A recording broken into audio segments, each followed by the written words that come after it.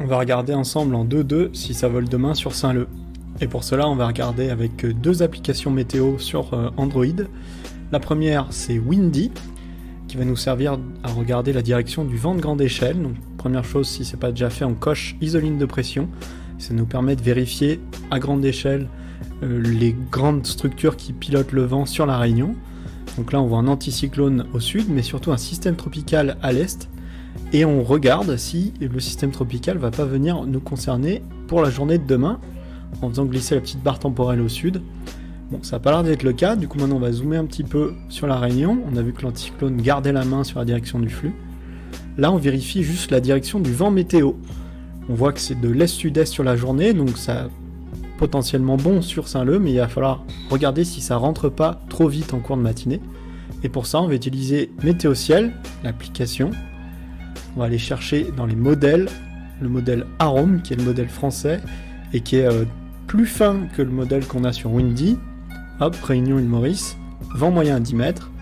Et avec ce modèle-là, on peut vérifier si le vent rentre ou pas sur Saint-Leu, qui est le petit point rouge ici.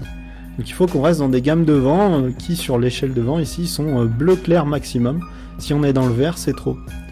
En haut à gauche, vous avez la date qui est en heure UTC, donc il faut rajouter 4 heures pour avoir l'heure locale. Ici, c'est donc 7 heures UTC, donc 11 heures locales. On voit toujours pas de vent, donc c'est plutôt une bonne nouvelle pour demain. On voit par contre qu'en fin de journée, le vent pourrait rentrer. On le voit ici, il est à Pointe-aux-Celles vers 13Z, donc c'est-à-dire 17 heures. Maintenant, on regarde les précipitations.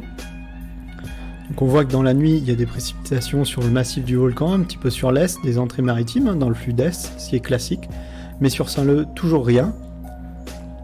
Et on va voir qu'il va falloir attendre le développement diurne vraiment en fin de matinée. Donc ici, ça va être 7 heures UTC, donc 11 heures locales. Là, on commence à avoir des petites pluies entre 11h et midi qui se produisent. Donc c'est classique, ça ne va pas nous empêcher de voler le matin. Et maintenant, on vérifie les couches nuageuses. Donc on voit dans la nuit qu'on va avoir du cirrus, la petite couche nuageuse bleue, inoffensif. Par contre, si ça perdure un petit peu le matin, donc ça pourrait gêner un petit peu les premiers thermiques. Et ensuite, on va voir les petits nuages rouges, donc qui sont les nuages bas, qui vont se former en cours de matinée. Donc journée classique, on peut aller voler à Saint-Leu.